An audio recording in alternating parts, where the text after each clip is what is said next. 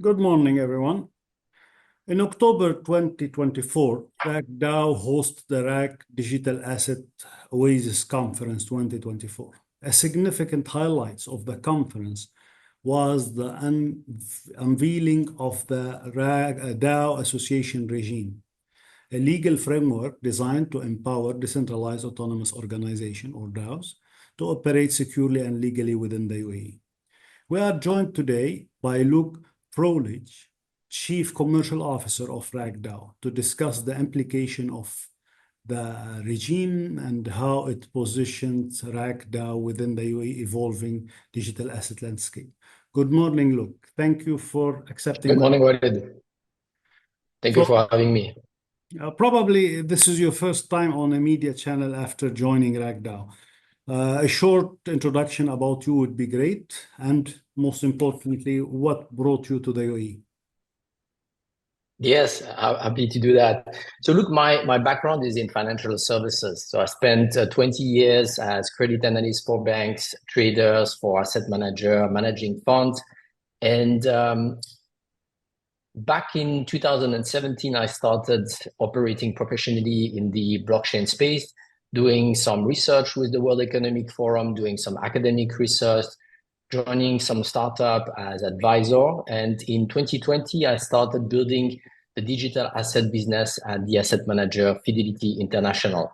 And that was a big stepping stone in this world. And just now, about 3 months ago, I joined RAK DAO to continue expanding this space. The reason why I moved to the UAE is, in short, I wanted to be where the action is. And I think that globally, the UAE is where the talent, the company are converging, and this is where I see the most activity. So I definitely want to be part of that.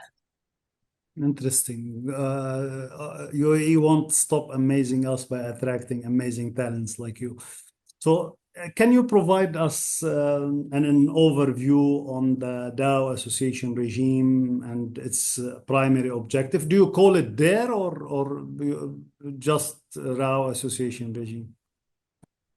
We definitely call it DAO for DAO Association Nice. Regime. There is It's a little nickname. Yeah, we need to dare, right? This is a sweet spot here.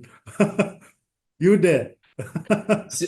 So look, there is simply put is a legal framework, right? It's a groundbreaking legal framework that was designed specifically for decentralized autonomous organization.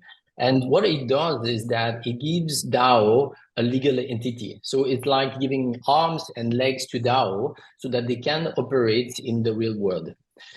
With a legal entity, there address some of the key challenges that DAO are facing in traditional legal system, such as offering limited liability, governance clarity, and operational support.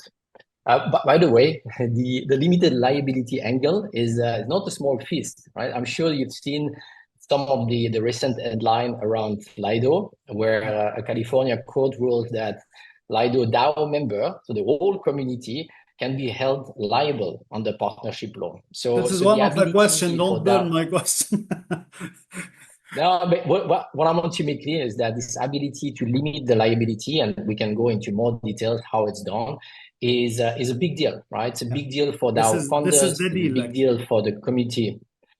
It's one of the deal, but it's a big one that is often overseen or underestimated because it's a big deal for the DAO and their community, but it's also a big deal for investors who don't like to have face regulatory uncertainty.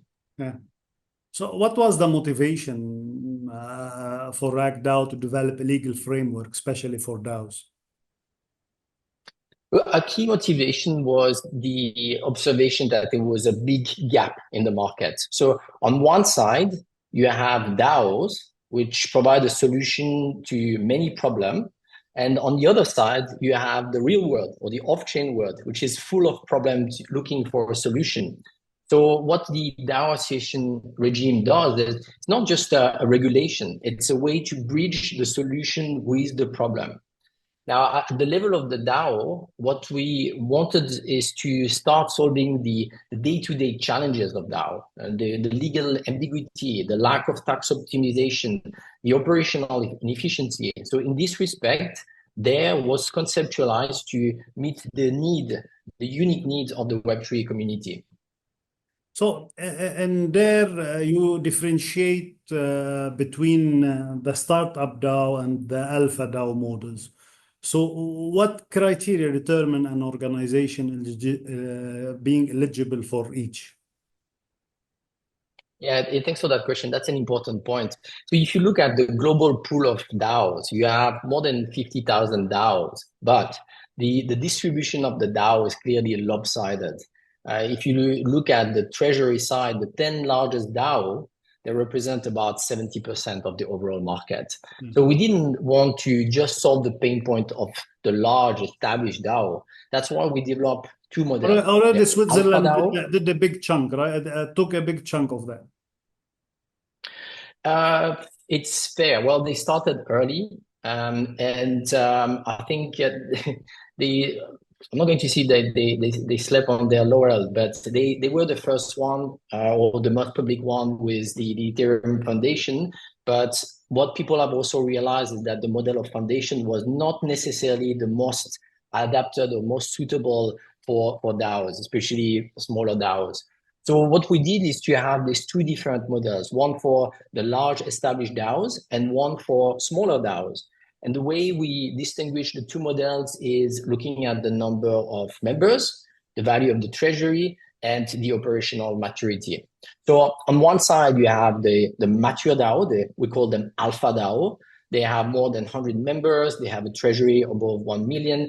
And what theirs does, it helps them to scale their business and to increase their operational efficiency.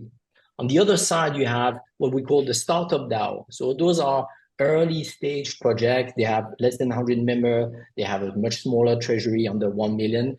And the objective of there is to offer them the flexibility to focus on the growth and on experimentation. And by the way, at RAK Digital Asset Oasis, we launched our own DAO, which we are in the final stage of incorporating. The DAO is called SolarAkis. It was set up on Polygon. Again? It's a yeah. Say again. What it's called? SolarAkis. RAK for, you see, so came of course. So it was, we launched it on Polygon, and it's a not-for-profit DAO that is focused on research, education, and it's a way also for us internally with our own people, our own team to experiment with the technology and learn from different ways of making decisions in a decentralized fashion.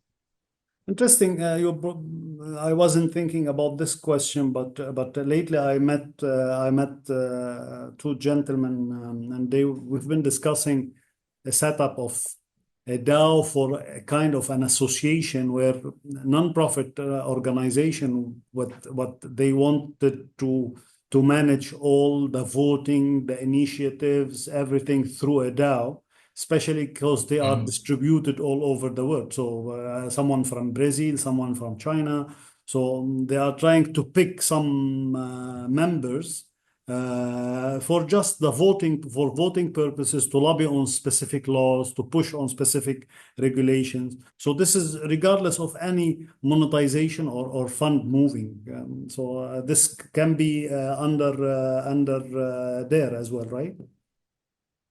Absolutely. I mean, this is one of the key applications, and that's why we wanted to have our own DAO to see to what extent we can start democratizing the decision and moving away from the traditional model of hierarchy, where at the end of the day, you have literally one person taking the shot and having the decision power being distributed across the different members.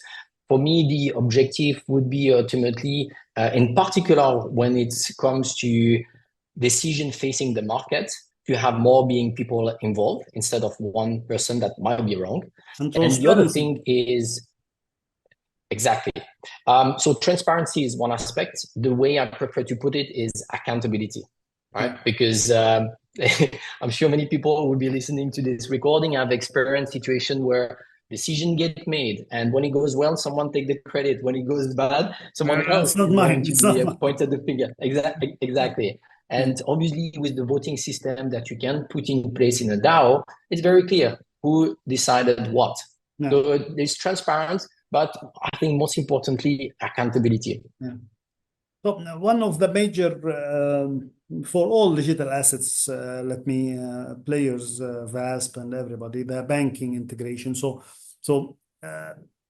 in what ways does DARE facilitate DAO's interaction with traditional financial systems such as open banking account or and owning assets and moving assets?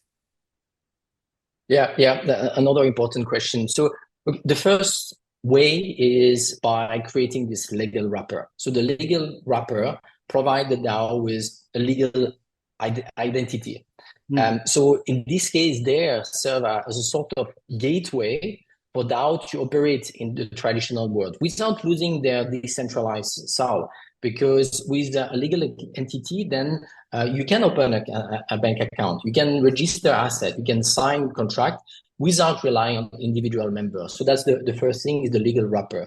The second element is to streamline operation, right? They also address compliance and regulatory requirements. And that ensures that the DAO can operate within the traditional framework. The third aspect is global accessibility. So with their now international founder can establish their DAO remotely, which also help, as we discussed earlier, to bridge this, the example that you gave this helping bridging the decentralized aspect with traditional system. So in short, it's like giving DAO a passport that open doors to traditional financial services, doors that previously were locked. Yeah. So probably the most interesting question for me to have answer on is the legal protection and the benefits that there offers to DAO founders, contributors, and members. So this is crucial, I believe, and I would love really to hear your how you set up all this together. Yeah. So in terms of the benefits, the first one, as you mentioned, is the limited liability. And what theirs does, it protects the DAO member. How do they protect them? It protects them by limiting their personal exposure to the liability of a DAO. So we discussed earlier on the case of Lido. That's an example where, and there could be other example where one single member would say something inappropriate in the chat room, or would make a decision or trigger a decision of the DAO that could imply some liabilities. At the moment, all the members have unlimited liability. So the first benefits of there is to protect the DAO member in the sense that is limit their liability to the guarantee that they are providing. So that gives contributor peace of mind. The second aspect is to provide a clear governance structure. So one of the mandates of DARE, or what DARE require from DAO registering, is clear organizational objective and a clear governance framework. So that both reduce internal disputes and is also ensure compliance with UAE laws. The third aspect is tax optimization. So the framework also ensure tax efficient structure, which make it attractive for global DAO to incorporate. So in a nutshell, you can think of the DAO Association Regime as a safety net or an armor that allow funders and contributors to focus on innovating instead of having to worry about the legal uncertainties. Very interesting. So what was the feedback you received from the Web3 community and the potential DAO participants since the announcement of DARE, if you allow me this question? Yeah, absolutely. So I would say that the feedback was overwhelmingly positive. And to be frank, I think the accent need to be put on overwhelming.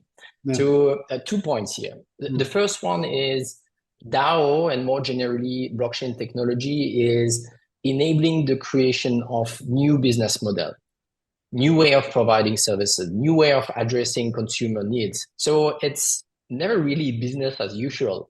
That means that it takes a lot of time to understand the business of the DAOs that approach us so that we can then support correctly. The second point is that the DAO Association Regime there is just the first step toward making DAOs life easier. But there's still some gaps. At the moment, for instance, they're focused on non-for-profit DAOs, and there is not an established token issuance framework. Why are those gaps? It's not that we didn't want to do them, it's that we wanted to do them correctly. And to do them correctly, we need to listen to the founders first. And here is an important point about the philosophy of RAK DAO. We want to do things in the right order. So first listen, identify the pain points, and then provide the solution. Because if you think about it, one of the key challenges in the blockchain space has been that many jurisdictions have worked the other way around, right? Yeah. They issue regulation and then they force companies into complying to those frameworks. And this order is not ideal. Malta as an example. Malta. Well, there are many examples. There are many examples, and the challenge there is that it's just not ideal to foster innovation, because what you're doing is you're forcing ideas into a little box. Now, the challenge with first listening and understanding the business model is that it takes time, it takes resources, and it takes expertise. That's why I was saying that it's overwhelming, but it's good overwhelming. Like literally our brain are firing with new ideas every day. So probably I would say, and to second you here, I would say that listening, understanding and solving or trying to solve the problem is a kind of a UAE leadership DNA. So this is what I've been witnessing the last 20 years being here. So things moves. Yes, you feel like some ideas are doesn't look like you, but somehow it leadership and decision maker regulators are listening, are meeting people. Probably regulator in this country are being mostly the most accessible regulators worldwide. So you can knock the door and go and discuss and listen, and they will listen, they will come back to you, and this is very interesting all over the UAE, not only in RAK. Yeah, I agree. And, one of the first thought that crossed my mind when you said that, some ideas don't seem to be new. The first job that I had in the blockchain space, official job back in 2017 was for a tokenization company in Hong Kong, a tokenization company that was focused on tokenizing real estate, which now, like, every day we get like 3 queries saying, oh, we want to tokenize real estate. The idea is not new at all, but it still hasn't been solved. We still need to go back, abstract away from the technology and figure out from a regulatory standpoint how we can make this accessible. And in a way that protects also investor. So even all ideas need to be rethought so that we get to something that actually works. I agree. Are there specific regulatory challenges that DARE addresses, and how does it ensure compliance with the existing UAE laws in general? Maybe you answer this, but I would like to Sure. Look, some of the challenges we've mentioned there. So the main challenge that are being addressed is to limit the liability of the founders and DAO members. So that's clear.